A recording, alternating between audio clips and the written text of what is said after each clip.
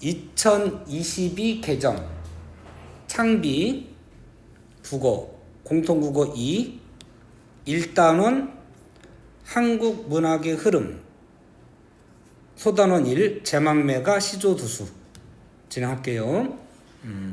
자, 제망매가는 19채 향가예요. 자, 우리 진도 나갈 때 이미 사실 하긴 했는데 겨울방학 때 했지. 단위는 안 들었죠? 19채 향가 개관 정리를 좀 하고 갈게요. 자, 12쪽에 여백 활용해서 적으세요. 자, 그래갈래는 향가예요. 자,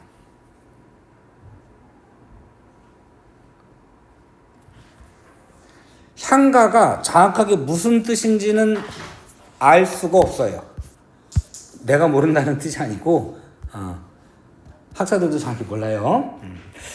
향가는 고향 향자를 쓰거든요. 그래서 중국 노래에 대해서 우리나라의 노래란 뜻이 아닐까 하고 짐작을 해요. 고1 과정에서는 이렇게 몰라도 돼요. 그냥 주로 신라의 노래를 향가라고 한다 라고 아시면 되겠어요. 주로 신라의 노래를 뜻하는 것 같다. 그러면 신라의 노래가 아닌 향가도 있다는 얘기네. 그 향각의 고려가 이런 것도 있어요. 자, 우리는 그냥 신라의 노래 이렇게 하시면 되겠고요. 자, 간단하게 몇 개만 정리할 거예요. 첫 번째, 형식. 사구체. 자, 저처럼 좀 띄엄띄엄 써야 돼요. 팔구체, 십구체 이렇게 나누는데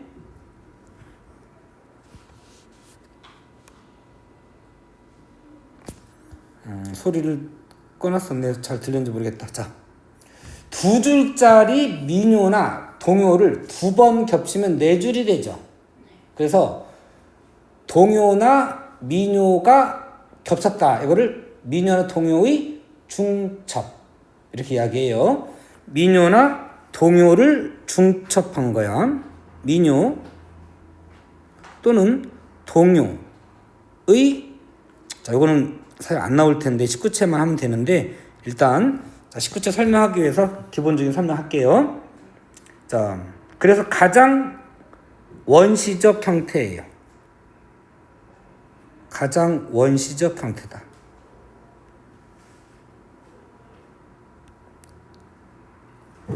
원시적이라고 하는 건 돌독게 쓴다 그런 뜻이 아니고 기본적인 형태다 이렇게 이해하시면 되겠어요. 자, 그게 네 줄짜리가 두 번 겹치면 8줄이 되죠. 한 번 더 겹치면 4, 3, 12니까 12구체가 돼야 되잖아요. 그지? 근데 12구체라는 게 없죠. 그거를 자 정제시켜서 정리한 것이 19채인 거예요. 그래서 자, 사구체가 가장 기본적인 원시적 형태라고 하면 가장 정제된 형식이 19채예요. 가장 정제된 형식이고 아마도 얘를 산회가라고 하지 않았을까 하고 짐작을 하고 있어요. 산회가도 그러니까 정확하게 무슨 뜻인지는 알 수가 없어요. 근데 문헌상 향찰 표기로 된 것들 보면 사자 발음이 사, 세, 서 하는 것들 여러분들이 알고 있는 단어들로는 샛별, 서라벌 뭐 이런 것들 있죠? 이런 것들 샛바람 동쪽에서 불어오는 바람은 샛바람이라고 한단 말이에요. 사, 세, 서 이런 글자들은 대체로 동쪽을 뜻하는 걸로 보여요. 그래서 아마도 산회가도 동쪽의 노래 우리나라의 노래란 뜻이 아닐까 하고 이것도 짐작을 하는 거예요. 자, 그 중에 산회가 요 19채 한가를 보시면 자, 구조가 이렇게 돼 있어요. 네 줄, 두 줄. 몇 단 구성? 3단 구성. 뭐랑 공통점일까요? 시조랑 공통점이 있어요. 시조랑 묶였는데 시조와의 공통점을 판단할 수 있으셔야 돼요. 이럴 때 앞에를 전구,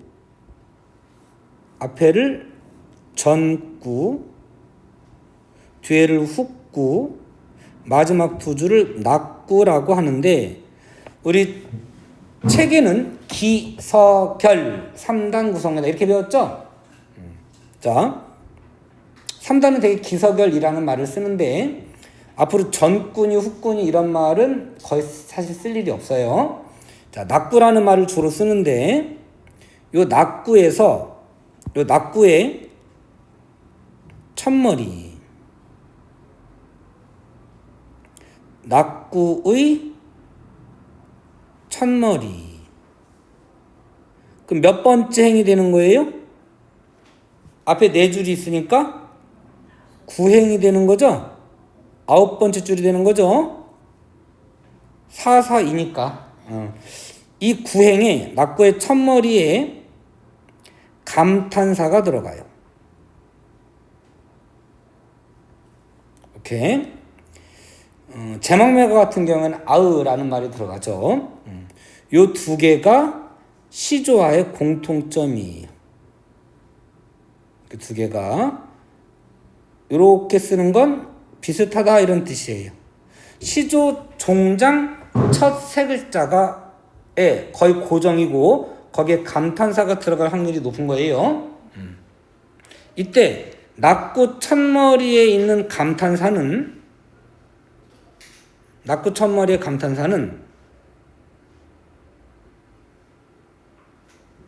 나중에 요 뒤에 시조의 공통점이라고 그랬죠? 시조에도 계승되고 가사라는 갈래에도 계승되고 현대시, 예를 들어서 예전에 그 이육사의 청포도를 묶어서도 냈었는데 마지막에 아이야 이런 식으로 그 감탄사와 유사한 기능을 하는 것들이 들어가요. 자, 이런 것들이 나중에 현대시까지도 계승이 되기 때문에 얘를 우리 시가의 중세시대까지의 시는 다 노래로 부를 수 있었기 때문에 시가라는 말을 써요. 가는 노래 가짜예요. 우리 시가의 전통적 요소 이렇게 이야기하고 아마 학습활동에 나와 있는 걸로 알고 있는데 기능은 뭘 하느냐? 시상을 전환시켜 주거나 제망매가에 같은 경우에는 누이의 죽음으로 인한 슬픔, 죽음에 대한 두려움 이런 것 부정적인 정서에서 무상감 이런 부정적인 정서에서 미륵세계에서라도 미타찰에서라도 누이랑 만나기를 기원하는 거예요. 희망적으로 바뀌는 거죠. 극복 의지로 바뀌게 돼. 이렇게 시상이 전환이 되고요. 시상이 집약된다 이렇게 이야기도 해요. 시상의 주제의식의 집약이 대체로 이루어진다. 이렇게. 자, 1번 형식이에요. 됐죠? 자, 두 번째. 작가층, 향유하는 계층. 향유는 누린다, 즐긴다 이런 뜻인데 즉 작가층을 말하는 거예요. 자, 향가의 작가층은 귀족이에요. 신라시대 귀족은 어떤 신분들이 귀족일까요? 뭐 육두품이니 성골, 진골 이런 거를 생각하실 수 있는데 직업으로 얘기하면 스님, 그 우리 태조 왕건에 궁에 이렇게 한쪽에 그 안대 이렇게 하고 나오는 거 있잖아요. 그 마음 이렇게 무슨 그 궁에 이렇게 마음 뜨게 뚫어보는 뭐라고 해? 관심법? 뭐 이렇게 나오잖아. 그 스님 말이 참 궁에가 뭐 입고 있디? 가사 입고 있잖아요. 스님이 옷을 입고 이렇게 그러니까 원래 중 출신인 거예요. 신라 시대의 각간 위에 대각간 위에 태대각간이 고려 시대로 따지면 승상이고요. 조선시대로 따지면 영의정이고 현대사회로 따지면 국무총리인 거예요. 쉽게 말하면. 그러니까 국무총리를 누가 한 거야? 스님이 한 거예요. 이해되시죠? 신라시대의 국교가 불교잖아요. 그죠? 그래서 중세시대까지는 고대국가는 더 강했고 종교가 되게 중요했단 말이에요. 그래서 스님이 귀족이에요. 그 다음에 화랑도 귀족이에요. 둘이 부르는 거예요. 대체로. 물론 이제 남아있는 작품들이 작가가 다 좀 이렇기 때문에 이렇게 말을 하는 것 뿐이긴 한데 자 화랑하면 떠오르는 게 누구 있어요? 갑자기 쓸데없는 생뚱맞은 얘기 하는 게 아니고요. 이따가 강우가독 할 때 연결이 되기 때문에 하는 거예요. 김유신 떠올라요? 김유신이라든가 관창 이런 사람 화랑 이야기 들어봤죠? 화랑도를 혹시 다른 말로 뭐라고 하는지 혹시 기억날까요? 얘기 한 번쯤 내가 한 것 같은데 화랑도를 다른 말로 뭐라 그래? 풍류도라 그래. 풍류도. 화랑이 명산과 대찰, 큰 산, 큰 절을 돌아다니면서 한 게 풍류예요. 여러분들 풍류를 아름다운 자연을 운치 있게 즐기는 것 요따우로 이해하시면 안 돼요. 대부분 이렇게 설명을 하시는데 자 풍류는 단순히 그렇게 하면 물론 17세기 이후에는 그렇게 보아도 좋아요. 괜찮은데 15, 16세기의 강호가도에 나오는 자연은 풍류의 세계예요. 자, 화랑이 뭐 하러 다녔어요? 아름다운 경치 구경하러 놀러 다녔어요? 소풍 다녔어요? 뭐 하러 다녔어요? 무예 수련할 거 아니에요. 그 전쟁 준비하는 거지. 요즘으로 따지면 걔들이 육군 사관학교 생도인 거예요. 쉽게 말하면. 사관 후보들인 거예요. 그러면 얘들이 뭐 하니? 전쟁 훈련할 거 아니에요. 그 뭐도 해요. 공부도 하지. 조선시대 하는 공부는 뭐가 될까요? 유교, 성리학. 그래서 강호가도, 강호한정가를 읽다 보면 갑자기 성현의 책을 펴놓고 읽는다.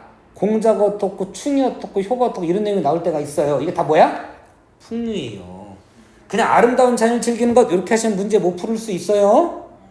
알고 계셔야 돼요. 자, 그럼 성격이 어떻게 되겠어요? 성격이. 스님들이 주로 부르니까 성격이 어떻게 되겠어요? 일단 귀족적이겠어, 서민적이겠어? 귀족적이지. 귀족적이라고 하는 건 일단 표현면에서 되게 직설적이지 않고 비유적, 상징적으로 쓰인다는 거예요. 그 다음에 어떤 지배 이념 같은 게 들어갈 수 있지. 그 다음에 기본적으로 향가는 주술적이에요. 말에는 어떤 일을 이룰 수 있는 힘이 있다고 믿어요. 그거를 언령관이라고 하는데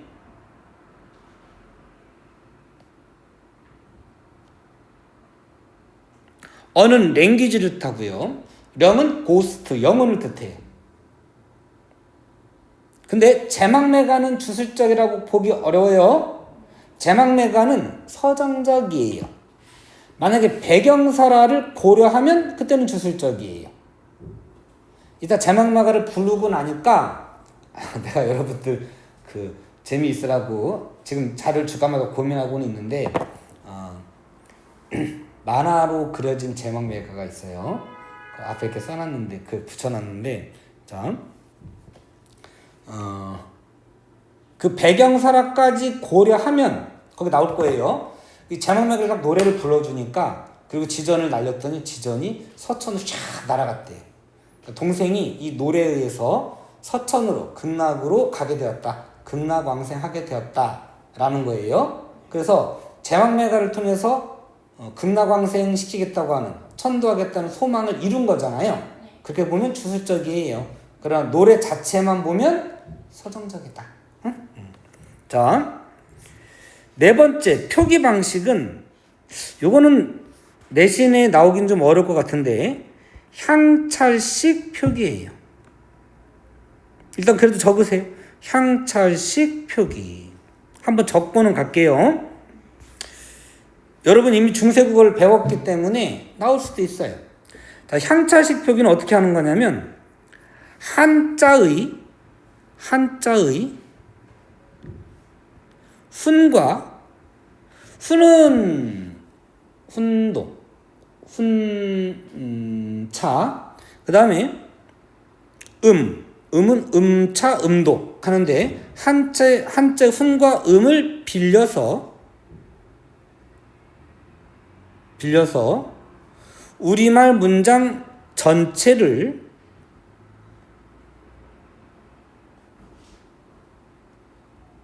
조사음 이런 것까지 우리말 문장 전체를 중국어 순이 아니고 우리말 어순으로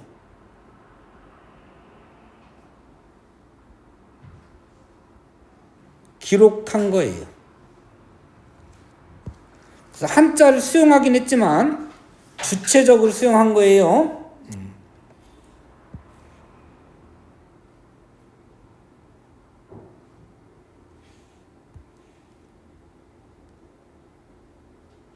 됐죠? 자, 요 정도 하고 다시 앞으로 가볼게요. 자, 한가 중에서 얘는 몇 구체 한가라고 그랬어요? 얘는 19체 한가예요. 19체 한가가 가장 정제된 형식이고요. 배경설화를 빼면 이렇게 할까? 자, 배경설화를 빼면 서정시가가 맞는데 여기에다가 배경설화를 집어넣으면 서사적이거나 주술적 성격이 있다 이렇게 할 수 있어요. 그 말은 배경설화를 빼면 무슨 적? 서정적 이렇게 되는 거예요. 자, 이따 제목에도 적을 건데 제목에도 적어볼까? 제막매가 한번 가볼까요? 자, 제막매가 이렇게 됐는데 제 밑줄 따로 치시고 막매 따로 밑줄 치시고 자, 제는 제를 올린다라고 하는 이 노래의 성격을 드러내주는 제목이에요. 어떤 추모한다 이런 뜻이라고 보면 되겠어요. 그 다음에 자, 막매는 소재, 제재와 관련된 제목이다. 이때 망은 죽었다는 뜻이에요. 죽은 누이 이렇게 되는 거예요. 그럼 기본적인 주제는 뭐가 되는 거예요? 죽은 누이, 추모 이렇게 되는 거예요. 물론 마지막 두 줄에는 극복 의지도 있어요. 자, 다시 한번 앞으로 가서 그래서 자, 성격의 자, 앞쪽에 가서 성격, 애상적 무슨 뜻이더라? 아플 상자예요. 애는 슬플 애자고. 그래서 아픔을 느낄 정도로 슬프다 이런 뜻이에요. 됐죠? 추모적, 죽은 사람을 잊지 않고 마음속으로 기리다 이런 뜻이고, 종교로는 불교적이에요. 향가는 대부분 다 불교적이에요. 안민가 하나만 유교적이고, 물론 지금 전해지는 노래가 25수밖에 없어요. 3대목이라고 하는 향가를 집대성한 책이 있다고는 하는데 전해져 있지 않아요.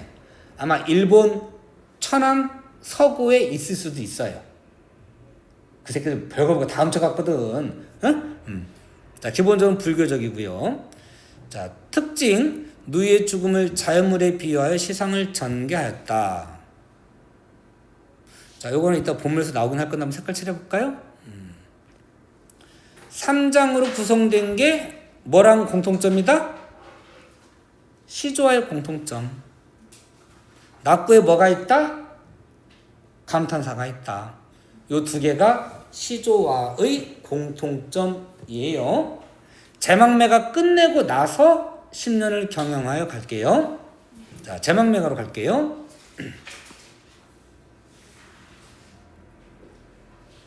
자, 아까 몇 줄 구성된다고 그랬죠? 네 줄, 두 줄. 자, 이거 자, 어떻을까?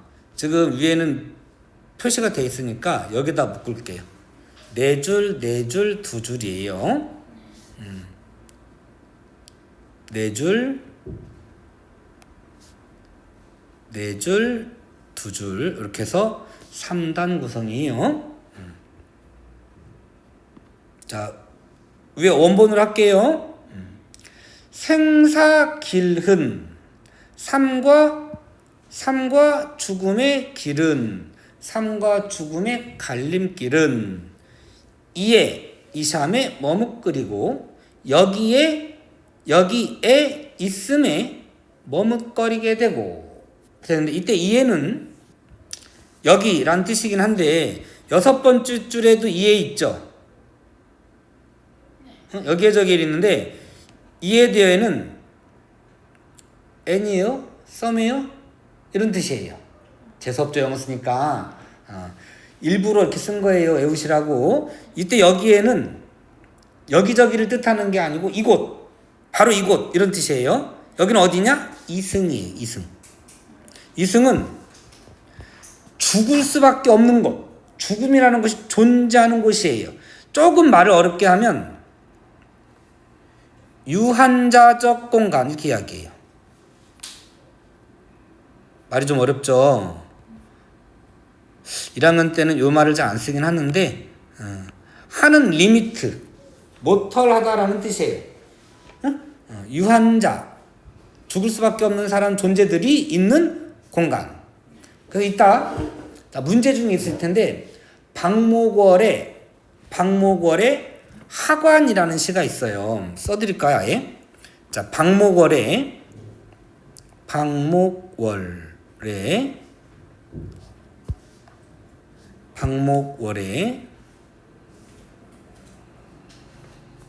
하관이라는 시가 있어요. 하관이 무슨 뜻 같아요? 때려잡아 보세요. 턱이냐? 하관이 뭘까요? 관을 아래로 내리다, 그런 뜻이에요. 그러니까 얘도 뭘 소재로 한 거예요?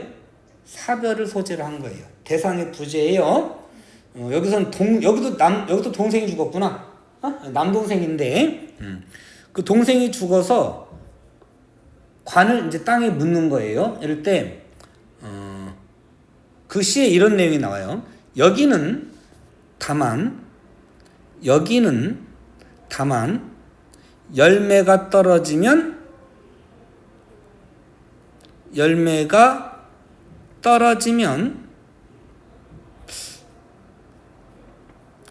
툭 하고 들리는 세상. 툭 하고, 오랜만에 하니까 이 구절이 딱 맞는지 모르겠다. 이런 말이 나와요. 그러니까 열매도 생명이잖아요. 땅에 떨어질 수밖에 없어요. 사람으로 따지면 죽는 거예요. 이때 여기가 뭐예요? 죽음이 있는 곳이라는 뜻이에요. 그래서 유사한 의미를 찾게끔 어렵게 내면 이렇게도 나와요. 자, 삶과 죽음의 갈림길은 여기에 있음에 머뭇거리게 되고, 이게 죽는 거구나, 동생이 죽음을 보고 죽을 수밖에 없는 거구나 라는 걸 느낀 거예요. 여기서 알 수 있는 화자의 정서는 두려움이에요. 죽음에 대한 두려움. 자, 기절하지 말고 항상 돌릴 시간이라. 나는, 자, 나 동그라미 칠게요. 동그라미가 있어서 어떡할까 이거를? 네모? 나 진하게 할게요.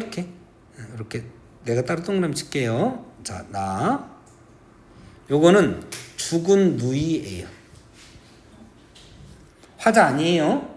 나는 간다는 말도 못다 이르고, 니르고는 이르고, 니은은 이응으로 바꿔주시면 돼요. 말하고 못다 하고 갔습니까? 끝에 니은 있고 이렇게 나가면, 있고 이렇게 가면 의문문이에요. 응? 여기까지 그래서 누이의 죽음으로 인한 슬픔이에요. 그래서 죽음에 대한 두려움과 누이의 죽음에 대한 슬픔 이렇게 하면 돼요. 두려움도 사실 있는 거예요. 여기다 두려움도 쓸게요. 누이의 죽음에 대한 그러면 안 되겠구나. 죽음에 대한 두려움과 누이의 죽음으로 인한 슬픔 이렇게 되는 거예요. 위에 있으니까 안 쓸까? 두려움과 슬픔이에요. 됐죠? 자, 정신 차리시고 어느 가잘은 이거 기억나? 10원짜리 가지고 산에 가서 사과를 사 먹어도 씨만 남더라? 이거 기억 안 나? 이거 있었잖아 이렇게. 이렇게 해가지고 10원짜리 가지고 산에 가서 사과를 사 먹어도 씨만 남더라. 요게 없어지면서 뭘로 바뀌었다고? 제로로, 이응으로. 요 아래아는 두 번째 글자에서는 으로, 첫 번째 글자에서는 아로. 그래서 얘가 오늘날 어떻게 바뀐 거야? 가을 이렇게 바뀐 거야. 어느 가을 이른 바람에. 여러분은 여기까지는 몰라도 좋은데, 자, 바람 때문에 이렇게 한 거예요. 모의고사에 이게 원인이라는 걸로 나왔었어요. 그러니까 여러분들은 그냥 졸립구나. 우리 제막매가는 끝내고 시작. 응? 자, 바람 때문에 잠깐 여기 볼까요? 자, 나무가 있어요. 나무에 가지가 있고 가지에 나뭇잎이 이렇게 매달려 있어요. 요 가지가 한 가지는 부모를 뜻해요. 칸 부모. 거기에 나가 있고 화자가 있고 여기 누이가 있는 거예요. 그렇게 살았는데 어느 날 갑자기 바람이 휙 불어가지고 나뭇잎이 떨어졌어요. 그렇게 떨어져서 어디로 사라진지 모르게 없어졌단 말이에요. 그런 것처럼 누이가 갑자기 죽게 된 거예요. 나뭇잎을 떨어뜨린 게 뭐예요? 바람이죠? 그래서 바람은 누이의 죽음의 원인 또는 죽음을 뜻하는 시어다 이렇게 볼 수 있어요. 근데 바람에 떨어지긴 떨어졌는데 어떤 바람에 떨어졌대요? 이른 바람에 떨어졌대요. 일찍 죽은 거예요. 일찍 죽은 걸 요절이라고 그래요. 그래서 바람은 죽음을 뜻해요. 또는 죽음의 원인 이렇게 되는 거예요. 이때 애가 뭐야? 너 때문에 그랬어 할 때 그 애야. 원인. 응? 자, 뭐 상징한다고? 일찍 죽는 걸 뭐라 그런다고요? 요절. 또는 죽음 또는 죽음의 원인 다 좋아요. 여기에 저기에 여기에 저기에 뭐 어떻게 할까? 썸이요. here and there예요. 어딘가 모를 곳에 떨어지는 잎처럼 죽은 거예요. 누가? 누이가. 나뭇잎이에요. 그럼 이게 원관념? 죽은 누이가 되는 거예요. 잎같이 직유법이죠. 한 가지 부모. 자, 올리긴 하겠지만 열심히 들으세요. 손 막 움직여야 돼. 한 가지에 났는데 가는 곳을 모르겠구나. 방금까지 옆에 있었는데 갑자기 어느 순간 사라져 버렸어. 얼마 전까지 되게 젊은 줄 알았는데 늙었네? 얼마 전까지 내가 부귀공명을 누렸는데 갑자기 고소를 당하고 뭐 사건을 휘말리고 해가지고 범죄자 취급을 받게 돼버렸네. 있던 것이 싹 사라졌어. 그래서 늘 있는 것, 항상 존재할 수 있는 것은 없다라는 거예요. 그거를 무상이라고 그래요. 그래서 한 가지 났는데 가는 것을 모르겠다. 여기서 느끼는 화자의 정서는 무상감이에요. 허무함, 무상감이에요. 텅 빈 듯한 느낌, 허망함. 무상감. 항상 그대로 존재하는 건 없어. 유한자인 거야. 인생 무상감인 거예요. 아야, 감탄사. 이거 중요해요. 자, 여기서 어떻게 된다고 그랬어요? 시상이 전환되고 시상이 주제식이 집약된다고 볼 수 있어요. 앞에까지는 볼까요? 앞에까지는 정서가 두려움, 슬픔, 무상감, 허망함. 그러면 대체로 긍정적이에요, 부정적이에요? 정서가 대체로 부정적이죠. 근데 지금부터는 극복 의지로 바뀌게 돼요. 재회에 대한 희망이 표현된단 말이에요. 그래서 시상이 전환된다고 볼 수가 있고, 아까 이걸 뭐라고 한다고 그랬어요? 이게 나중에 시조나 가사에도 현대시까지 계승이 돼서 우리 시가의 전통적 요소. 한 번 더 적을까 여기다가 우리 시가의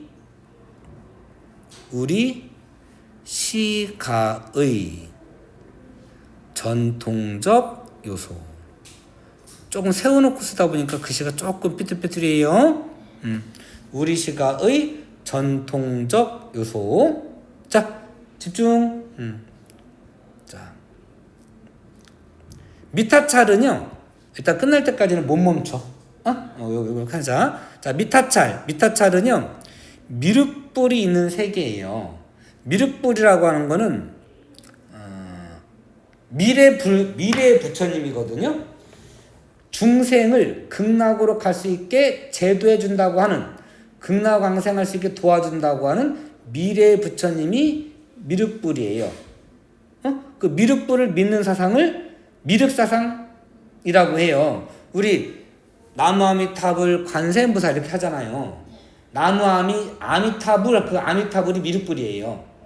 아미타 사상이라고도 하고 미륵사상이라고도 해요. 그 미타찰이 나오는 걸로 봐서 이 시의 사상적 배경은 뭐가 되는 거예요? 불교가 되는 거예요. 뭐 미륵사상 그래도 되고요. 아야 미타찰에서 만나게 될 나는, 이때 나는 누구예요? 이거는 화자. 이건 어떻게 표시할까? 이거는 네모 표시할까? 네모 표시할게요. 얘는 화자예요. 아이고. 자, 이렇게만 칠게요, 그냥. 이렇게 나는 돌을 닦으면서 기다리겠노라. 재회에 대한 믿음. 만화가라고 믿고 있으니까 기다리는 거지, 그죠? 요거를 불도 정진을 통한, 불도는 불교, 불도 정진을 통한, 요거를 불교를 통한 이렇게 하셔도 돼요. 불도 정진을 통한 극복 의지 이렇게 하셔도 돼요. 죽음을 소재로 한 시들을 쭉 문제를 낼 수 있는데요. 그 중에 극복 의지가 있느냐 없느냐의 공통점 차이점 해가지고 문제를 낼 수도 있어요. 자, 오래간만에 했더니 선생님 빼먹을 뻔했는데, 자, 문제가 요거 중요해요. 시적 상황과 화자의 정서가 유사한 것으로 나올 수 있거든요. 자, 시적 상황과 또는 뭐 화자의 정서가 유사한 것 고르시오. 그러면 상황 유사한 거 고르면 돼. 자, 상황은 이건 죽음이었죠. 일단 내신에 나올 수 있는 것들이 뭐가 됩니까? 제목이라도 적으세요. 공무도화가 어떤 내용인지 기억나요? 단위는 안 배웠는데, 니마 물을 건너지 마오. 님은 물을 건너시네. 물에 빠져 돌아가시니 가신님을 의할고. 이게 공무도화가예요. 그 노래로도 현대 노래 있는데 그 무슨 하은인가? 하여튼 뭐 공무도화가라는 노래 한번 찾아보세요. 이런 게 있고요. 그 다음에 요건 죽음이고, 죽음이 아니지만 가시리, 석양별곡 이런 이별 노래도 나올 수 있어요. 그 다음에 그냥 단순 이별은 가시리, 석양별곡 이런 게 있을 수 있고요. 요건 그냥 이별이야. 그 다음에 뭐 송인 같은 것도 가능하고, 그 다음에 황진 시조 이런 것도 가능해요. 동짓달 기나긴 밤 이런 것도 있죠. 동짓달 기나긴 밤 하늘이를 포현해요. 이런 것도 되고. 자, 위에다가는 죽음과 관련되는 것만 쓸게요. 현대시에서는 뭐가 나올 수 있냐면 아까 하관이 있었죠. 박목월 하관이 있고요. 그 다음에 아들이 죽은 걸로 해가지고 유리창,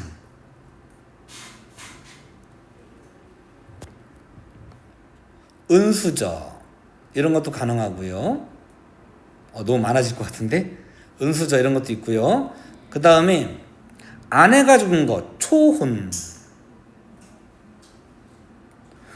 도종 안에 옥수수밭 옆에 당신을 묻고, 이런 것도 있고요. 그 다음에 누이가 죽은 것 대표가, 이거 좀 어려워. 이 시는 좀 어려운데, 송수건의 산문에 기대어, 이런 게 있어요. 이 중에서 얘가 제일 가까울 수 있겠다. 이게 누이의 죽음이에요. 다 죽음이긴 죽음인데, 하관은 남동생의 죽음이고, 유리창과 운수선은 아들의 죽음이고, 초원은 아내, 옥수밭도 아내구나. 산문에 기대어는 누이의 죽음이에요. 이런 것들이 나올 수 있어요.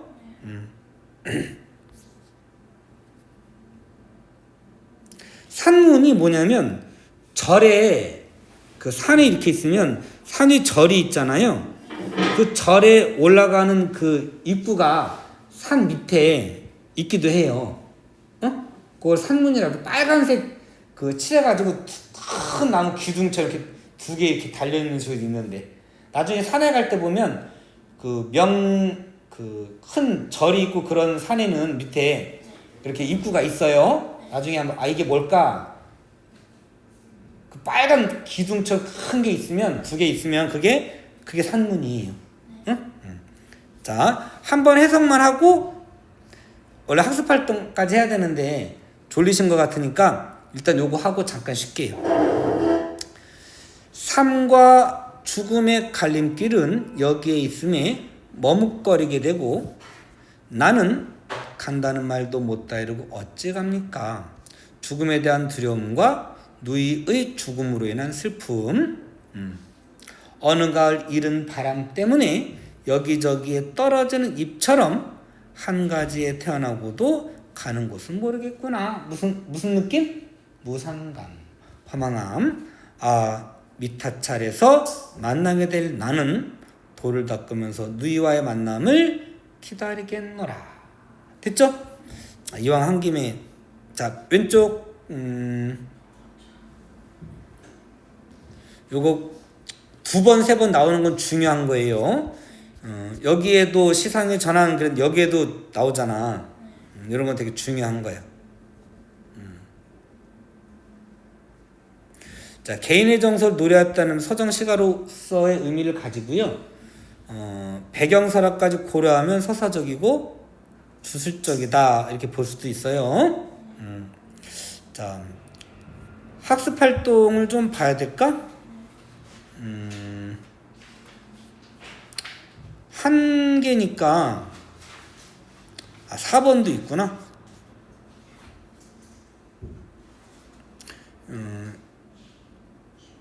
요거는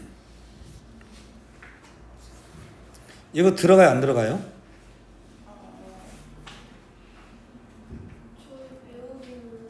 배우긴 했어요. 그럼 요거는 이따가 따로 한번 해야 될 것 같아요. 일단 지금 조금 졸린 것 같으니까 일단은 간단한 학습 활동하고 잠깐 쉴게요. 자, 1번만 하고 잠깐 쉴게요. 자, 이른 바람, 일찍 죽었다는 걸 암시해주는 단어고, 바람 자체가 누이의 죽음의 원인 이래도 되고 그냥 죽음 이래도 돼요. 떨어진 잎은 죽은 누이, 한 가지는 같은 부모를 나타내는데, 우리 교재에는 은유법이라고 나왔죠? 상징으로 봐도 상관없어요. 자, 미타찰로 가기를 바라며 돌을 닦는 건 무슨 뜻? 재회의지, 극복의지예요. 뭐를 통해서? 풀교를 통해서. 자, 왼쪽에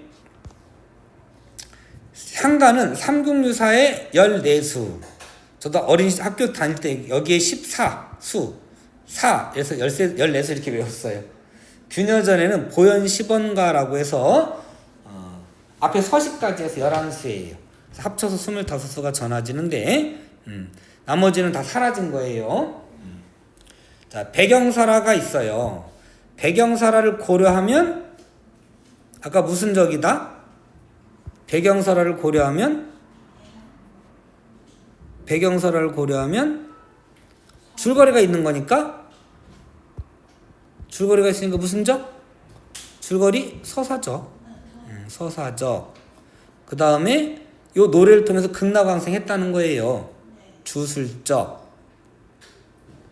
얼령관이 반영되어 있다. 이렇게 볼 수 있어요. 좋아요. 일단 여기까지 하고 10년 조금 한 다음에 나머지 학습 활동 할게요. 자, 잠깐 쉴게요.